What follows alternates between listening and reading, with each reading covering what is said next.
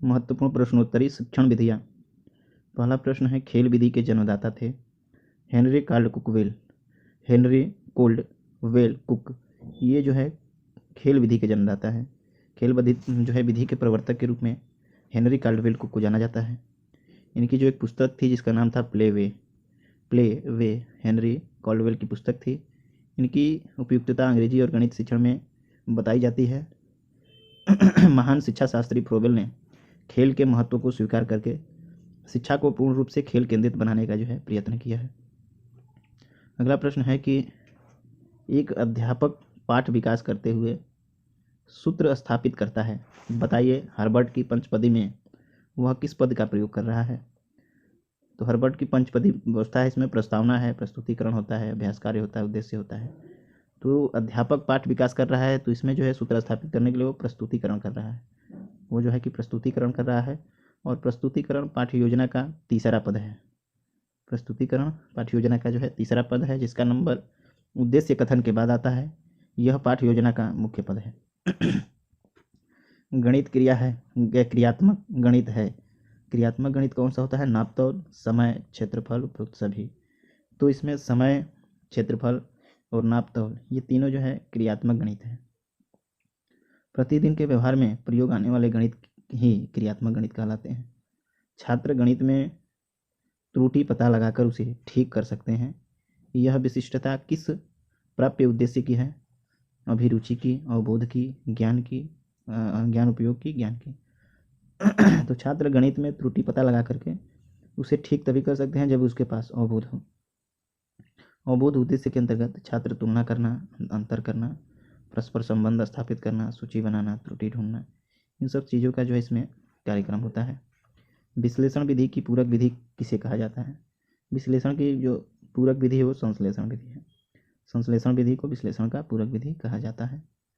संश्लेषण विधि है, संश्लेषण विधि क्या होती है? तो इसमें समस्या को छोटे छोटे भागों में तोड़ा जाता है, खंडित समस्याओं को पुनः एकत्रित किया जाता है। तो समस्या जो संश्लेषण है इसमें खंडित समस्या को एकत्रित किया जाता है और विश्लेषण में समस्या को छोटे छोटे भागों में खंडित किया जाता है। अगला है कि किस विधि में समस्या छोटे छोटे टुकड़ों के रूप में प्रस्तुत किया जाता है? तो ये विश्लेषण विधि है। आगे देखें, बेलनाकार आकृति का पृष्ठीय क्षेत्रफल ज्ञात करने के लिए कौन सा जो है सर्वश्रेष्ठ शिक्षण है? तो बेलनाकार के लिए इसमें जो है आगमनात्मक निगमन विधि है, आगमन निगमन विधि। ऐसे प्रकरण जहाँ नियम निर्धारित कर निष्कर्ष निकाले जाएं वहाँ आगमन नियमन विधि प्रयोग में लाई जाती है। आगमन विधि में उदाहरण से नियम की ओर का प्रयोग किया जाता है, जबकि निगमन विधि में नियम से उदाहरण की ओर अनुसरण किया जाता है। यह आगमन विधि का प्रयोग करते हुए उदाहरण से नियम सूत्र स्थापित करने के बाद। अगला प्रश्न है कि छोटी कक्षाओं में गणित की नीरसता को दूर करने के लिए कौन सी शिक्षण विधि उपयुक्त है? खेल और मनोरंजन विधि जो है इसके लिए उपयुक्त है। रेखा गणित के प्रश्नों को हल किया जा सकता है। रेखा गणित के प्रश्नों को विश्लेषण विधि के द्वारा हम लोग हल करते हैं। गणित सभी विज्ञान का प्रवेश द्वार है, यह किसका कथन है? बेकन का। बेकन कहते हैं कि गणित सभी विज्ञान का प्रवेश द्वार है। गणित शिक्षण हेतु निम्न से कौन सा सबसे उपयुक्त विधि है? गणित शिक्षण के लिए सबसे उपयुक्त विधि आगमन विधि है। आगमन विधि के द्वारा गणित को जो है आसानी से पढ़ाया जा सकता है। अगला है कि गणित उन्नति के साथ साथ देश की उन्नति का घनिष्ठ संबंध है, यह कथन नेपोलियन का था। नेपोलियन का यह मानना था कि गणित की उन्नति के साथ साथ देश की उन्नति भी होगी। जब किसी नवीन प्रश्न को हल करना हो तो सबसे उपयुक्त विधि कौन सी है? जब किसी नवीन को जो है तो आगमन विधि का प्रयोग करें किसी भी नवीन प्रश्न को हल करना हो तो। इस विधि का मुख्य उद्देश्य स्वयं खोज करके अपने आप सीखना है, तो यह अनुसंधान विधि होता है, अनुसंधान विधि। अगला है गणित क्या है? यह उस मानव चिंतन का प्रतिफल है जो अनुभवों से स्वतंत्र है तथा सत्य के अनुरूप कथन है।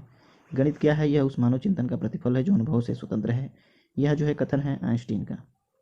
सूत्र प्रणाली का दोष है। सूत्र प्रणाली का दोष है यही है, ये जो है उपयुक्त सभी रटने पर आधारित हो, बाल केंद्रित नहीं होता है, समझ में कम महत्व देता है। तो ये तीनों जो है इसके जो है कि दोष हैं। अगला प्रश्न देखें तो विश्लेषण विधि के संबंध में सही है। विश्लेषण विधि के संबंध में मनोविज्ञान दृष्टिकोण पर आधारित है। छात्र की अन्वेषण क्षमता तथा आत्मनिर्भरता का विकास होता है और छात्र स्वयं नवीन समस्याओं को हल खोजता है।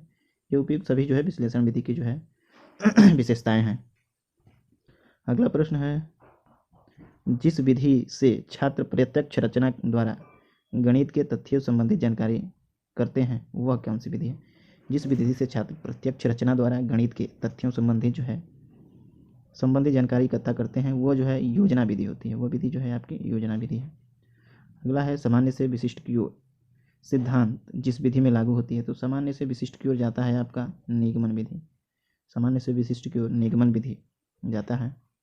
गणित पाठ्यचर्या निर्माण हेतु मुख्य सिद्धांत है। गणित पाठ्यचर्या के लिए निर्माण के लिए मुख्य सिद्धांत के रूप में जो है उपयोगिता का सिद्धांत है। गणित पाठ्यचर्या का निर्माण के लिए उपयोगिता का सिद्धांत। खेल विधि का दोष है सर्वांगीण विकास, क्रियाशीलता, थकावट का अनुभव, लक्ष्य के भटकना। थकावट का अनुभव होता है खेल विधि में, ये जो है इसके दोष है।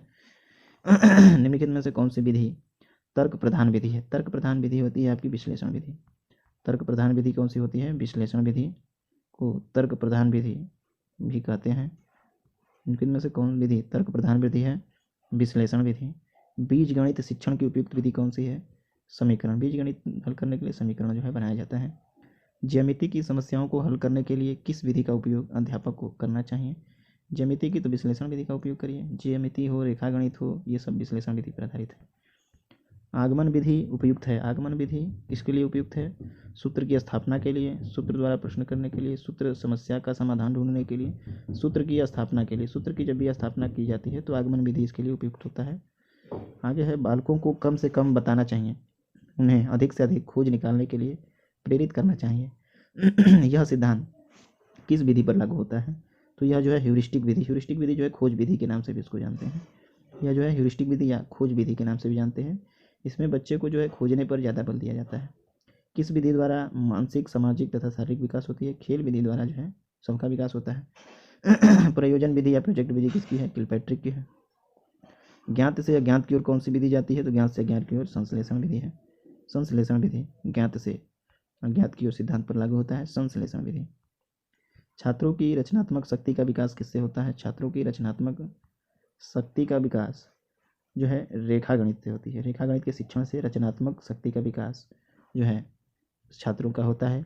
गणित शिक्षण में मौखिक कार्य का सर्वाधिक लाभ किसके होता है? गणित शिक्षण में मौखिक कार्य का सर्वाधिक लाभ, इसका मूल्यांकन कार्य आसान होता है। गणित शिक्षण में मौखिक कार्य का जो है सर्वाधिक लाभ होता है कि इसका मूल्यांकन जो कार्य होता है वो क्या होता है? आसान होता है। व्यवहारिक जीवन के लिए अधिक उपयोगी है।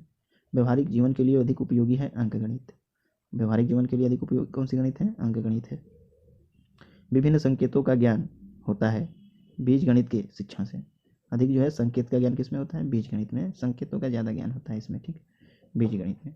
आगमन विधि मार्ग है। आगमन विधि किसकी मार्ग है? तो खोज की मार्ग है। यहाँ से जो है सूत्र बनाई जाती है आगमन विधि से।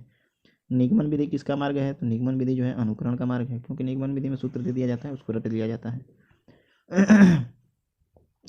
अगला है, विश्लेषण विधि का गुण है निर्णय शक्ति तथा विचार शक्ति का विकास। इस विधि द्वारा प्राप्त ज्ञान स्थायी होता है। छात्रों की अन्वेषण करने की क्षमता का विकास होता है। उपयुक्त सभी सही है। हर्बर्ट की पंचपदीय पाठ्य योजना का प्रथम पद क्या है? प्रस्तावना है। एक छात्र आयत, त्रिभुज, वर्ग आदि की परिभाषा बता सकता है। बताओ उस छात्र का यह ज्ञान किस उद्देश्य से संबंधित है? तो यह जो है इसका ज्ञानात्मक उद्देश्य है। आयत, त्रिभुज, वर्ग आदि के बारे में परिभाषा बता रहा है तो उसको ज्ञानात्मक उद्देश्य की है। विश्लेषण विधि का दोष क्या है? यह विधि छोटे बालकों के लिए उपयोगी नहीं है। समस्या हल करने में समय ज़्यादा लगता है। पूरा पाठ्यक्रम इस विधि से हल नहीं किया जा सकता। ये सभी जो है इसके दोष हैं। एक अध्यापक छात्र को दो वस्तुओं में तुलना करना, अंतर करना सिखाता है। अध्यापक छात्र में शैक्षिक उद्देश्यों को विकसित करना चाहता है तो उसको में अवबोध करना चाहता है। अवबोध में जो है अंतर करना सिखाना, तुलना करना, ये सारी चीज़ों को सिखाई जाती है। एक छात्र रेखागणित आकृति के चित्र बड़ी कुशलता के साथ बना लेता है। छात्र की दक्षता का संबंध किस उद्देश्य से है? यह कौशलात्मक है। कौशलात्मक जो है। हर्बर्ट के प्रथम पद यानी प्रस्तावना का विकास होता है मौखिक कार्य से, लिखित कार्य से परे मौखिक कार्य से होता है। प्रस्तावना मौखिक कार्य के रूप में बोला जाता है। किसी खेत का क्षेत्रफल ज्ञात करने के लिए उपयोगी जो है कौन सी इसमें है? तो क्रिया विधि। क्रिया विधि द्वारा जो है किसी खेत का क्षेत्रफल ज्ञात किया जाता है। बाबूलाल गणित के अध्यापक गणितज्ञों को सम्मान की दृष्टि से देखता है, उनके संबंध में सकारात्मक सोच रखता है। इस शैक्षणिक उद्देश्य का संबंध किससे है? अभिवृत्ति से है। गणित सभ्यता और संस्कृति का दर्पण है। यह जो है हागवेल ने कहा था कि हागवेल ने गणित सभ्यता और संस्कृति का दर्पण है। ज्ञानात्मक उद्देश्य का उदाहरण है, छात्र गणित के तथ्य, शहरों तथा संकेतों को पहचाने। छात्र त्रुटियों को ढूंढ सकता है और उनमें सुधार कर सकता है। छात्र गणित के क्लब में भाग लेता है। इनमें से कोई नहीं। सही जवाब है ज्ञानात्मक उद्देश्य कि छात्र गणित के तथ्य, शहरों तथा संकेतों को पहचान सकता है। अगला है कौशलात्मक उद्देश्य का उदाहरण क्या है? तुलना करना, गणित की आकृति बनाना, गणित संबंधित लेख पढ़ना और समस्या को आत्मविश्वास के साथ हल करना। तो कौशलात्मक है कि गणित की आकृति बना लेता है। ये बनाना लिखना जो है कि एक कौशल है। आगे है पंचपदीय पाठ योजना के प्रवर्तक कौन थे? हर्बर्ट थे। पंचपदीय हर्बर्ट। अगला है गणित सभ्यता और संस्कृति का दर्पण, यह हागवेन का है कथन। गणित तर्कसम्मत विचार, यथार्थ कथन तथा सत्य बोलने की शक्ति प्रदान करता है। यह कथन किसका है? यह कथन है डटन का। संगीत मानव के अचेतन मन का अंकगणित की संख्याओं से संबंधित एक आधुनिक सुप्त व्यायाम है। यह कथन किसका है? नन, लेवनिज और स्किनर। तो यह जो है कथन है लेवनिज का है। अगला प्रश्न है, सारा वैज्ञानिक ज्ञान जो बिना गणित के प्रारंभ होता है झूठा है, दोषपूर्ण है। यह कथन कॉमेंट महोदय का है। गणित की समस्या समस्त शाखाओं को कौन सी प्राचीन है? सबसे प्राचीन अंकगणित है। सबसे पहले गणित में सबसे प्राचीन अंकगणित है। ठीक। शिक्षण प्रक्रिया का आखिरी चरण कौन सा होता है? तो सर मूल्यांकन होता है। जिस विधि में पहले उदाहरण बताया जाता है और बाद में जो है कि बाद में नियम, तो वो जो है कि आपका आगमन विधि होता है। निम्नलिखित में से किस एक परिवर्तन को सीखने की श्रेणी में रखा जाता है? व्यवहार में अपेक्षाकृत अस्थायी परिवर्तन, व्यवहार में परिवर्तन, परिपक्वता के कारण परिवर्तन, अभ्यास या अनुभूति दोनों से होने वाले परिवर्तन, अपेक्षाकृत अस्थायी परिवर्तन। तो ज़्यादा सही ये है, अभ्यास या अनुभूति दोनों से होने वाले अपेक्षाकृत अस्थायी परिवर्तन। दौड़ का मैदान से अभिप्राय क्या है? दौड़ का मैदान जो है शिक्षा क्रम को जो है दौड़ का मैदान कहा गया है। रेखागणित सर्वाधिक महत्वपूर्ण विधि है। इसे रेखागणित के लिए सबसे महत्वपूर्ण विधि जो है आपका आगमन विधि है। आगमन या विश्लेषण जिसको कहेंगे। उच्च प्राथमिक स्तर पर गणित शिक्षण का सर्वाधिक महत्व, उच्च पे जो है कि सर्वाधिक व्यवहारिक होना चाहिए। उच्च प्राथमिक स्तर पर गणित के मानसिक सिद्धांत के प्रवर्तक प्लेटो हैं। देखो सुनो और समझो सिद्धांत आधारित है किस पर? तो ये जो है प्रदर्शन विधि पर है। देखो सुनो और समझो प्रदर्शन विधि पे। प्राथमिक स्तर पर अंगणित शिक्षण होना चाहिए, तो यह स्मृति केंद्रित होनी चाहिए। प्राथमिक स्तर पर अंगणित का शिक्षण स्मृति केंद्रित होना चाहिए। गृह कार्य देने का निम्न उद्देश्य होता है, अवकाश काल का सदुपयोग कर लें, स्वाध्याय व मनन की आदत विकसित हो जाए, कक्षा में अर्जित अनुभवों को विस्तार देना, ये सभी जो हो जाएगा। अंकगणित शिक्षण की विधि है। अंकगणित शिक्षण विधि क्या है? अंकगणित का जो शिक्षण देना है तो ये जो है अंकगणित शिक्षण विधि। अंकगणित का जो है कि खेल कूद में देना चाहिए ना, अंकगणित का जो है खेल कूद होना चाहिए। इसका बीज गणित के लिए समीकरण होता है, ये गलत है।